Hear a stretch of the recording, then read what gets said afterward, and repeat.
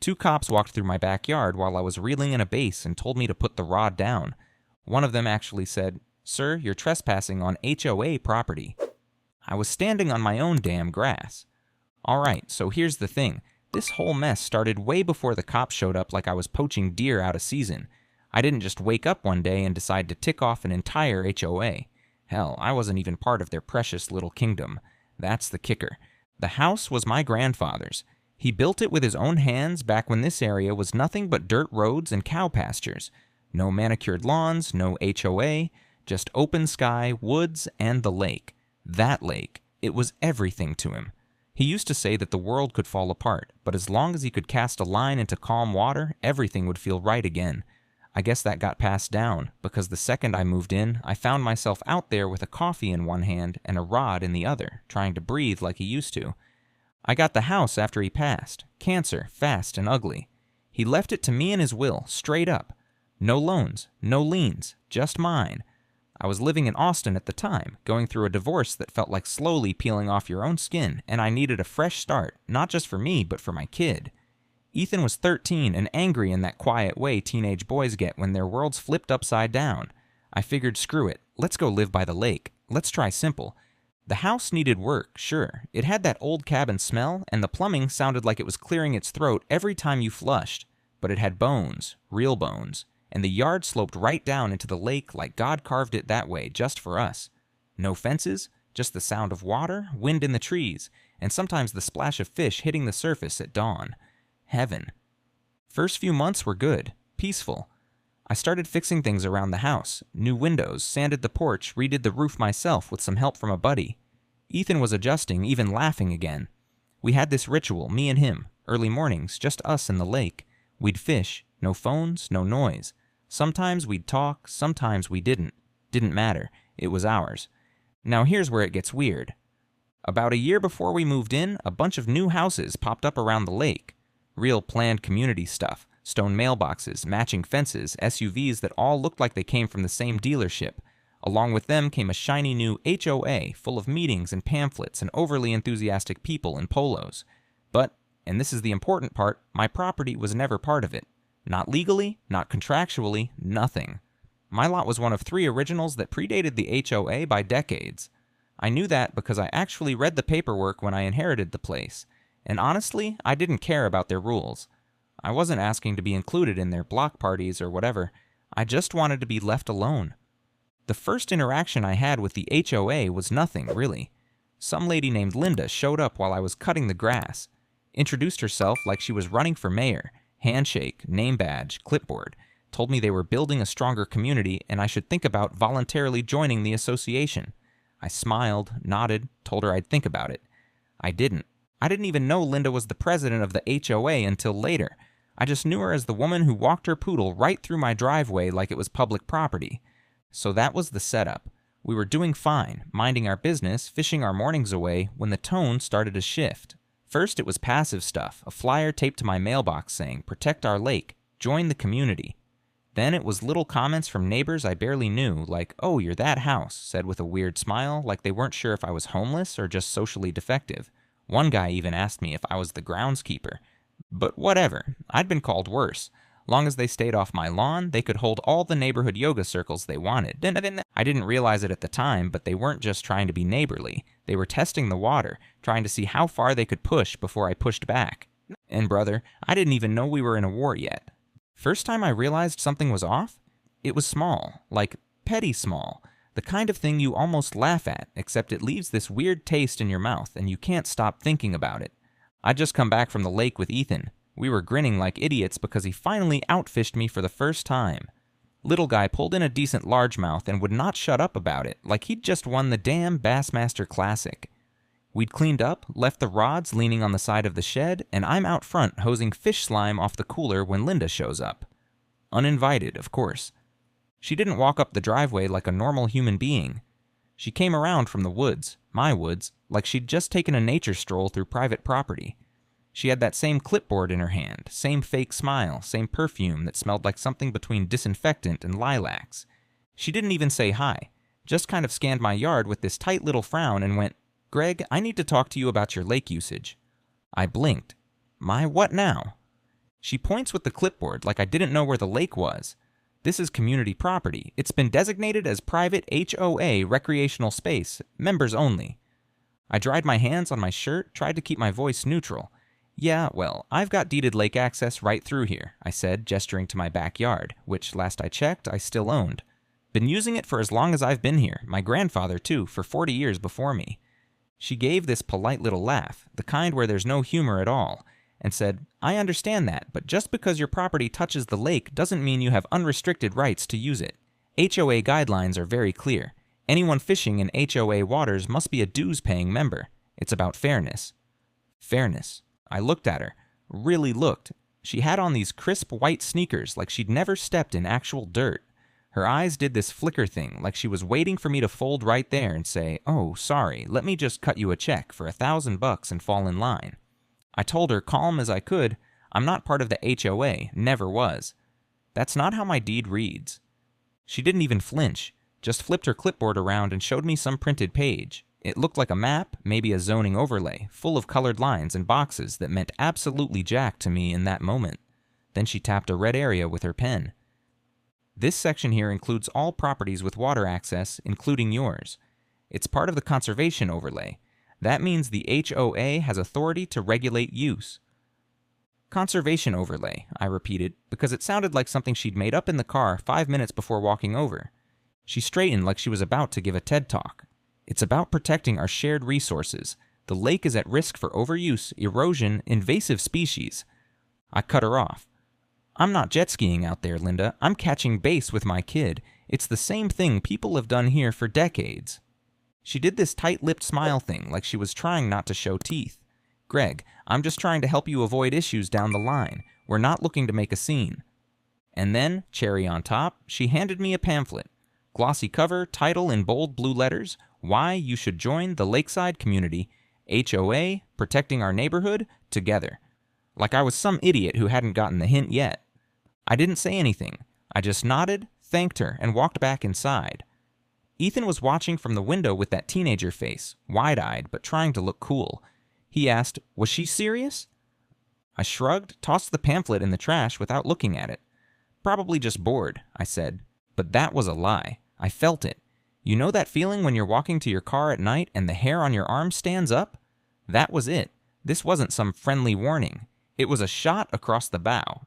They weren't just annoyed I was fishing. They were laying claim to something that wasn't theirs, and daring me to do something about it. So at first, I figured maybe that was it. Linda had her little moment, made her point, flexed her clipboard. I thought I could just keep to myself, fish when I wanted, and ignore her HOA cult. But nope. That was just their warm-up act. Next time I went down to the lake, there was a sign staked into the ground right at the edge of my lawn. Not on my property, but like barely 2 inches past it, right where the grass blends into the little slope leading down to the shore. Big bold letters, private HOA waters, no trespassing, members only. And just in case I didn't take the hint, there was a second line in smaller print that said, violators will be reported to the authorities. I stared at it for a full minute, just stood there, like what the hell was this? A no fishing sign? In my backyard? I didn't even touch the thing at first. I just walked past it and went to the water. Sat there with my tackle box open, holding my thermos, and I felt this weird pressure in my chest. Not anger, not yet. More like that feeling when someone cuts you in line and then dares you to say something. You're too stunned to react right away. I didn't fish that morning. I just sat there and listened to the water. The next day, the sign was closer.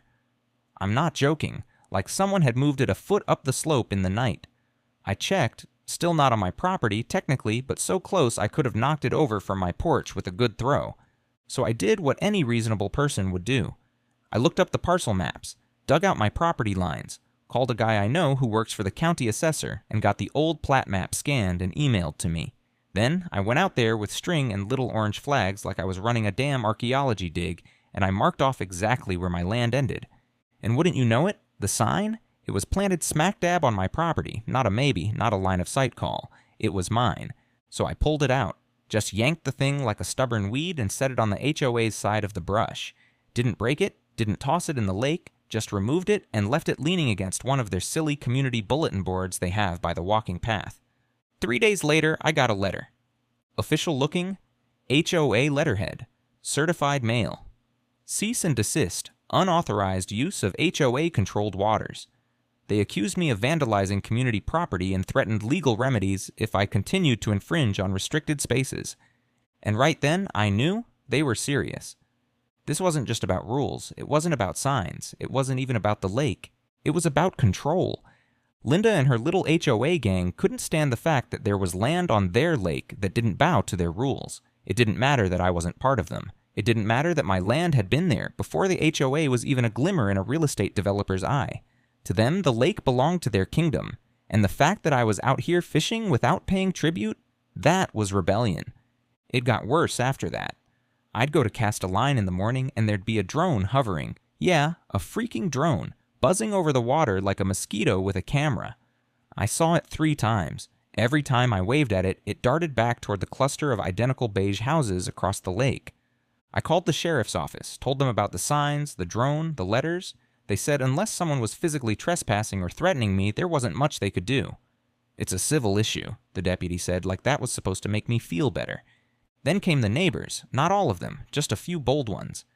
I caught one guy walking through my yard with his dog like it was a public park. Told me he was doing his rounds as part of the HOA lake inspection team. I laughed in his face and told him to get the hell off my grass. Another woman stood across the property line and yelled at Ethan one afternoon while he was reeling in a bluegill. Told him he was breaking the law. He looked confused, like he couldn't believe an adult was yelling at him for fishing. I remember walking out and standing between them. Didn't say anything at first, just stood there, looking at her. Her lips were still moving, but the sound cut out in my head. I just kept thinking, this is what it's come to?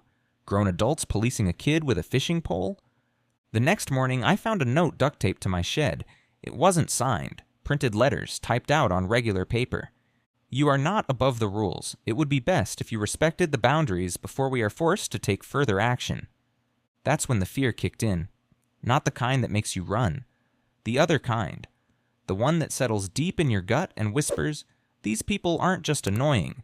They're dangerous in that polite HOA kind of way. I started checking the locks twice, put up cameras, not because I was scared of them breaking in, but because I had no idea how far they'd go. And the worst part? I had no real way to push back. I wasn't in their HOA, I didn't sign anything, but they were playing the long game. Death by paper cuts. A dozen little moves, each one meant to chip away at me until I either gave up the lake or folded and joined their little club.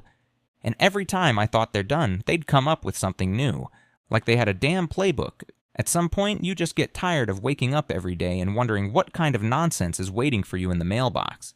That's where I was. I wasn't angry, not yet, just drained, burned out on the stupid games, the signs, the letters, the cold stares from people I didn't even know. It's like I'd become this neighborhood boogeyman overnight, that guy who thinks the lake is his. So I figured, maybe I should try doing it the grown-up way. I called the sheriff's office again. Not 911, just the regular non-emergency line. Got routed around a few times before some sergeant finally talked to me. Nice guy, actually. Listened while I laid out the whole mess. The letters, the drone, the trespassing, the threats. When I told him about the sign on my property, he whistled low and said, yeah, that's pushing it. I asked if they could do anything. He said, not really. Unless there was damage or someone physically threatening me, it's all civil. Talk to a lawyer, he said, like it was nothing. So I did. A buddy of mine from college, Doug, is a real estate attorney over in Round Rock. We hadn't talked in a couple years, but when I called him and explained the situation, he didn't even hesitate. Said, bring me everything. Title, deed, maps, letters, photos. Let's see what we're dealing with. I spent the better part of a weekend digging through drawers, old boxes, even the attic. Found my grandfather's original land survey, Finun, on yellowing paper, folded like a road map, but still legible. It showed exactly what I remembered. Lake access, full riparian rights, clear boundary lines. No HOA mentioned anywhere. Doug went through it all, scribbling notes, shaking his head like a teacher grading a really bad test. When he was done, he looked up and said, they don't have a legal leg to stand on, Greg, but they're betting you won't fight it. And if you don't push back, they'll just keep tightening the screws. He offered to draft a formal letter, basically a polite middle finger, dressed up in legalese, warning the HOA to cease and desist from interfering with my property rights. I told him to do it. The letter went out. Certified mail. One to the HOA's official address. One directly to Linda's name. That should have been the end of it. In a normal world, it might have been. But no, I didn't hear anything back. No response, no call, no knock on the door. Just silence. Which would have been fine, except a few days later, Ethan came home from school looking like he'd seen a ghost. He told me one of the neighbor kids, some 6th grader, told him that his dad had called me a lawsuit nut job at a cookout. Then he said something that stuck with me. "Dad, is this really worth it? Maybe we just don't fish anymore." That hit me in a way I didn't expect, like someone had snuck up and punched me in the chest when I wasn't looking.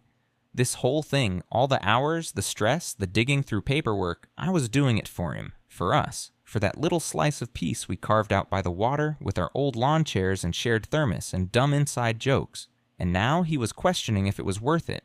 I didn't know what to say. I told him the truth. "I don't know, bud. But I think we'd regret it if we just let them take it away." He nodded, didn't say much after that. Went to his room. Next thing I tried was going to the HOA directly. Not a meeting. They'd never invite me to that. But I sent an email. Polite. Director. I asked for a sit-down. Told them I wasn't looking for a fight. I just wanted to clarify boundaries and move forward like adults. No reply. A week later, I sent a second one. Still nothing. So I drove down to the HOA office, which is really just a room attached to the clubhouse at the far end of the subdivision. You need a code to get in. I waited outside until some guy with tennis rackets under his arm walked out, and I slipped in behind him. The front desk lady was maybe 22, bored out of her mind, tapping her nails on a Starbucks cup. I asked if I could speak to Linda. She asked if I was a resident. I said I was a property owner. She said, "Are you in the HOA?" And I said no. She told me Linda wasn't available and handed me a card with a generic email on it. I stood there for a second, holding the card like it might burst into flames. "Could you just tell her I stopped by?" I asked. "She probably won't return your message," she said. "She's really busy right now with the lake project." The what? That was the first I'd heard of any lake project. I pressed her a little, but she just shrugged and looked back at her computer. I left before I said something I'd regret. When I got home, I tried searching online. No mention of a project anywhere. Nothing on the HOA's website, nothing in the local planning boards, nothing in the public notices section. So I reached out to the county, filed a request for any permits or environmental plans tied to the lake. Took forever to get a reply, and when it finally came through, it was a short list of pending maintenance activities, algae treatments, shoreline grading, nothing out of the ordinary. But tucked at the bottom was something weird. A line that said, "Proposed installation, floating dock, HOA use only, pending review." I stared at that for a long time. A dock? Right in the water I used every morning? How exactly did they plan to install that without, touching my shoreline? I called the county back, tried to get clarification. They said the proposed installation was submitted by a private organization, the HOA, and would be reviewed for compliance with access laws. The guy I spoke to didn't sound convinced they had authority, but he also didn't sound like he was going to stop it either. I hung up and just sat there at the kitchen table, feeling that same pressure in my chest. It was like fighting fog. Every time I thought I got my footing, the whole thing shifted. I had the law, I had the documents, I tried to talk, to reason, to compromise, and none of it mattered. I was still the guy with the wrong lawn chair on the wrong patch of grass, holding the wrong fishing rod, pissing off the people who thought the whole lake should bend to their rules. They wanted me to give up. Not the house. They weren't stupid. But the water. The mornings. The peace. They wanted me to decide for myself that it wasn't worth the headache, that I'd stop using the lake even though I had every right to. They wanted me to surrender, politely. And for a minute, I almost did. I don't even know what I was looking for that night. Couldn't sleep. Again. So I was just pacing around the living room, half thinking about tossing the fishing gear in the shed for good. Not even because I was beaten, just tired. Tired in that bone-deep way you feel when the thing you love starts to feel like a liability. I ended up pulling out one of my grandfather's old storage boxes. One of the real dusty ones I hadn't gone through yet, shoved in the corner of the coat closet behind a busted umbrella and a box of Christmas lights I hadn't used in years. The label just said Lake. Inside were all kinds of random things. Fishing licenses from the 70s, some black and white photos of him and his buddies holding up fish like they'd won Olympic medals, hand-drawn maps of the cove, even a couple faded notes scribbled on cocktail napkins with water levels and bait types. But then I found this manila envelope, no label, sealed with one of those old-school brads. I opened it and immediately recognized the county seal on the first page. It was an original easement agreement signed back in 1983 granting my grandfather perpetual access and usage rights to the shoreline and adjacent water body tied to the land deed itself. I'm talking full-on legal language notarized and recorded with attached maps and coordinates. I read it twice, then a third time. Then I laughed. One of those bitter little laughs where you're not sure if you're thrilled or just finally losing your mind. Because here's the thing. This wasn't just a deed saying Greg owns to the water line. This was a county-acknowledged agreement that specifically excluded any future organizations from altering or revoking water access unless nullified by a vote from all adjacent property owners, which had never happened. I checked the map. It included exactly the area the HOA claimed was theirs, every inch of it. And if that wasn't enough, attached behind the easement was a copy of a letter, a formal acknowledgement from the original lakefront developer, explicitly stating that lots 1, 2, and 3 retain exclusive riparian rights, independent of any subsequent community association or governing body. I own lot 2. I just sat there on the living room floor for probably an hour, staring at those papers like they were a portal back in time. Like my grandfather was right there beside me, handing me a key he'd tucked away, waiting for the day I'd need it. I took a photo of every single page and sent it to Doug with the message, "Tell me I'm not crazy." He called me 5 minutes later. Didn't even text, just full-on called me like it was an emergency. "Greg," he said, "this changes everything." He explained it better than I ever could, but in short, the HOA wasn't just overreaching. They were standing on paper-thin legal ice, and the easement, it wasn't something you could just argue with. It was filed, it was valid, and it predated their entire existence. They'd built their entire lake authority on the assumption that nobody would check, and I'm guessing most people wouldn't have. But I did. Doug told me not to contact them yet. Said we needed to get everything squared away legally first, file a formal record search, get a title confirmation, then build a case for potential harassment and abuse of property rights. He sounded excited, said it could even set precedent if we pushed it far enough. I hung up and just sat there. It's hard to explain the feeling. Relief, yeah, but also something heavier. Not just I'm gonna win, but oh my God, they've been bluffing this entire time. All the threats, the letters, the drone, the passive-aggressive notes, the police, and all of it was built on nothing. I walked out to the backyard and stood at the top of the slope, looking down at the lake. It was dark and still, moonlight bouncing off the water like soft metal. I could just barely see the ripples where a fish had jumped. Same spot where Ethan caught his first base. Same spot where my grandfather used to sit in his old canvas chair, sipping beer and humming along to country radio. For the first time in weeks, I let myself smile. Not because the fight was over, it wasn't. But now I had something they didn't expect. Now I had firepower. They wanted me to surrender politely, but I'm not built for that. After that night, something shifted. I wasn't just trying to hang on anymore. I was planning. There's this feeling you get when you've been swinging in the dark for weeks, months maybe, and then your hand finally lands on something solid. Not hope, not yet, but leverage. A crack in the wall. A place to wedge your foot and start pushing back. That's what the easement was. And once I had that, I couldn't stop thinking about how to use it. Doug was on board right away. I mean, he was more fired up than I'd ever seen him, like I'd just handed him a live grenade wrapped in gift paper. We started meeting every few days, going over everything. He pulled every document ever filed by the HOA with the county, got a hold of their articles of incorporation, their bylaws, everything they'd ever attached their name to. Turned out most of it was boilerplate stuff, but there were holes, big ones. The key was the dock. That floating dock they'd filed a permit for? That was their mistake. Because once they submitted that paperwork, they acknowledged the shoreline boundaries, and by doing that, they accidentally admitted they were infringing. They basically walked into their own trap. It was the one physical act that tied their overreach to something tangible, something a judge could look at and go, "Nope, you're out of line." So that became the core of the plan, not just defend my rights. That's what I'd been doing up until now. This was about proving they were the ones in violation, turn the story around, put them on defense. Doug drafted up a formal legal notice, not just your average cease and desist letter.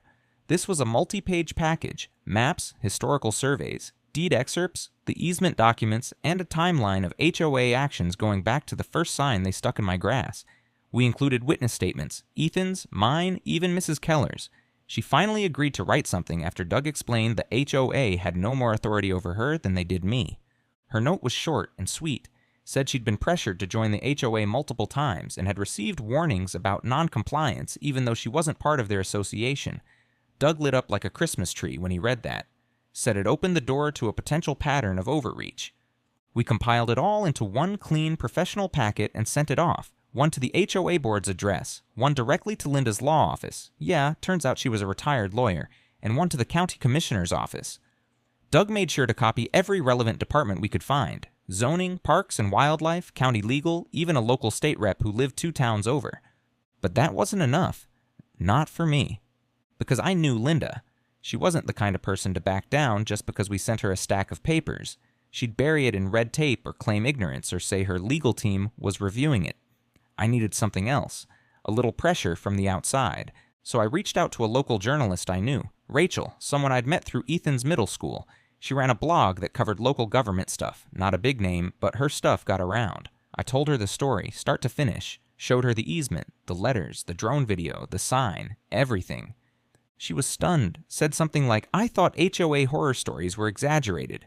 I just laughed, told her I used to think the same thing. Rachel said she'd write it up. No promises it'd blow up, but she'd do it right. That was enough for now. Meanwhile, Doug started preparing a formal claim, basically a lawsuit we could file if things escalated again. He said we weren't filing it yet, but just having it ready sent a message. We're not bluffing anymore. At night, I kept fishing. Sometimes with Ethan, sometimes alone. I stopped looking over my shoulder every time I cast the line. I put the lawn chairs back out. Put up a little solar light by the slope, just because I could. And then something wild happened.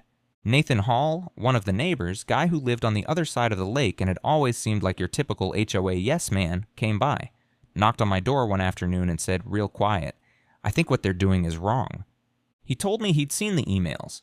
Linda had been telling the board not to respond to me, not to acknowledge anything. Said she was managing a liability risk. She was trying to stall long enough to finish the doc and force some kind of retroactive approval. Nathan offered to forward me what he had. I didn't ask him to. He just said, if they can do it to you, they can do it to the rest of us. He wasn't wrong. So yeah, I had a plan now. And for the first time in months, it didn't feel like survival. It felt like momentum, like I had my boots under me again. They'd pushed and prodded and poked and threatened, hoping I'd break or back off or just fade into the background. Instead, I built a case, a story, a paper trail. And when the moment came, I wasn't going to knock on their door. I was going to kick it in. So when we finally pulled the trigger, I thought I'd feel this huge wave of satisfaction, like finally throwing the first punch in a fight I'd been dodging for months. But that's not how it felt. Not at all. It felt like walking into a courtroom naked, knowing you're right, but still wondering if the system's gonna laugh in your face or hand you a towel. Doug delivered the formal claim notice in person, not by mail, not through some online portal, in person, to the HOA's office, where Linda usually held court on weekday afternoons like she was the queen of petty bureaucracy. He said she didn't even look surprised when she opened the envelope, just smiled and said, well, let's see where this goes. Cold. We gave them 10 business days to respond. That's standard, reasonable, fair. On day 4, the drone came back. Same buzzing, same low altitude, but this time it didn't just hover.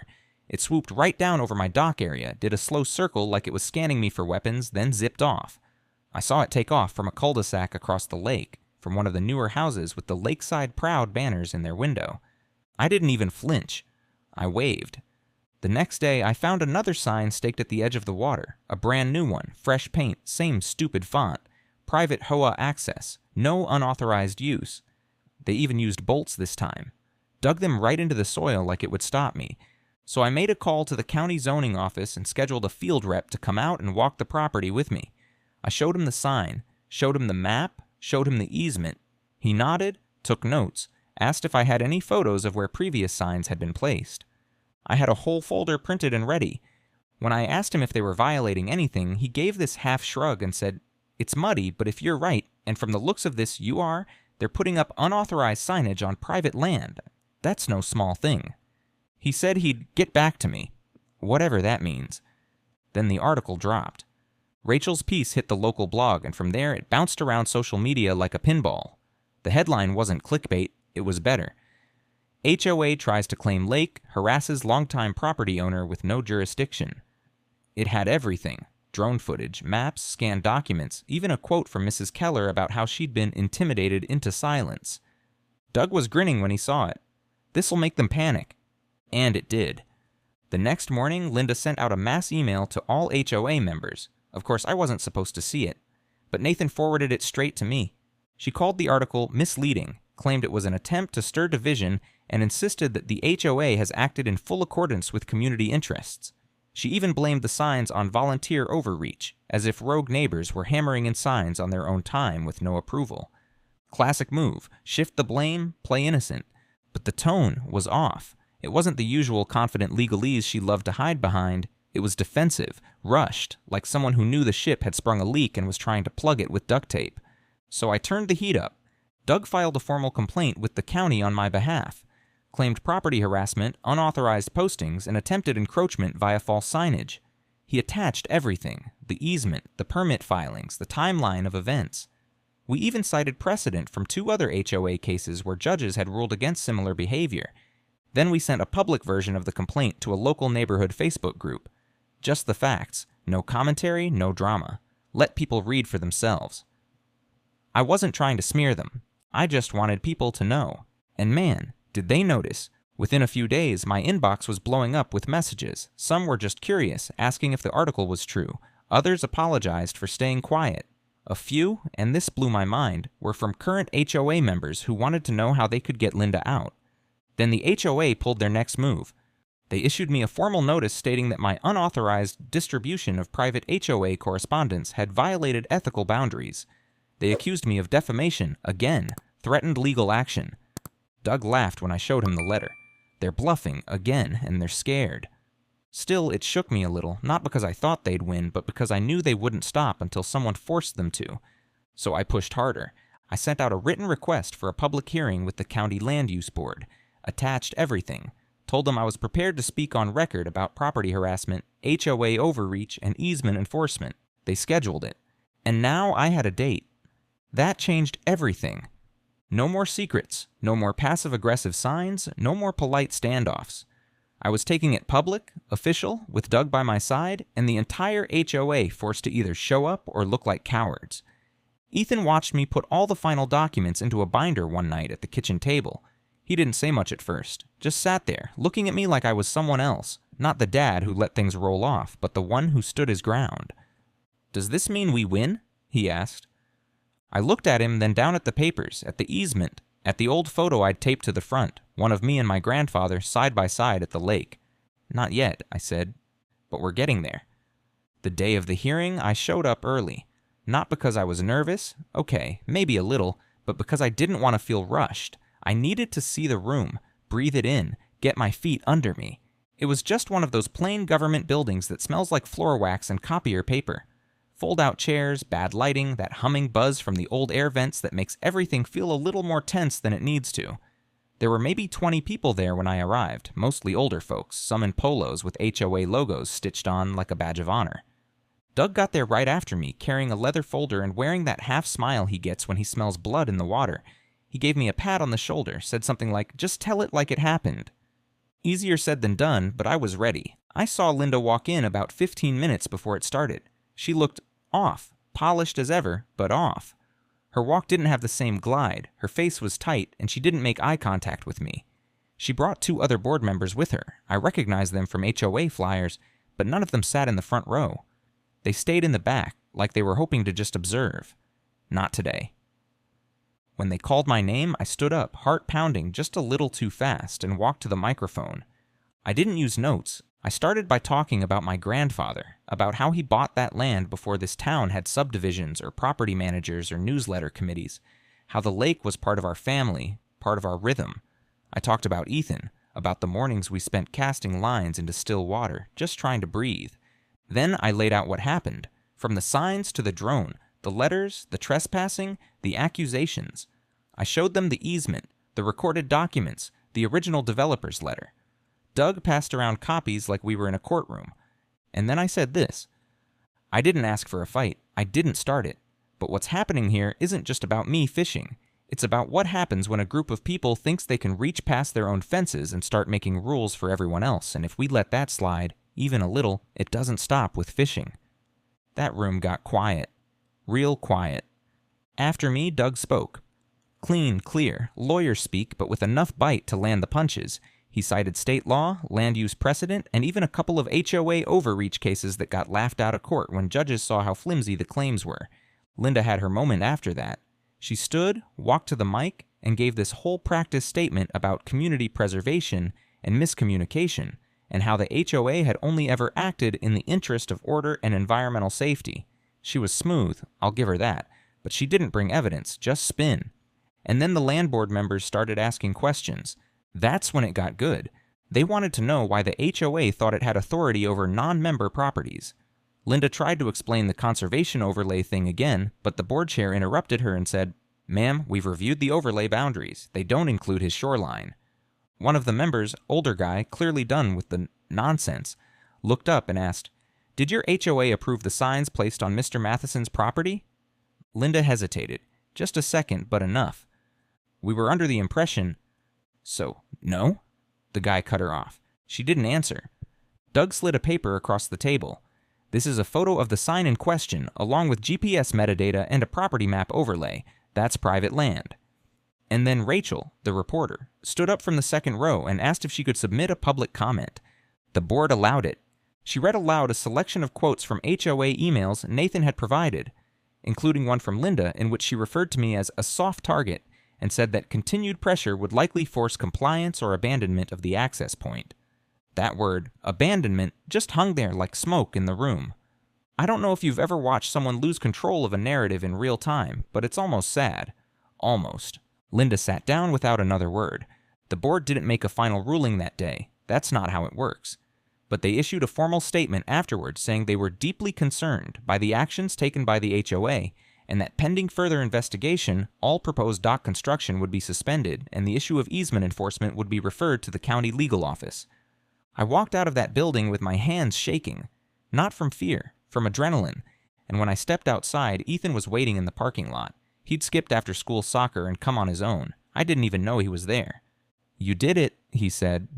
I laughed. Not a big laugh, just that quiet, tired, relieved kind. We're not done, but yeah, we're winning.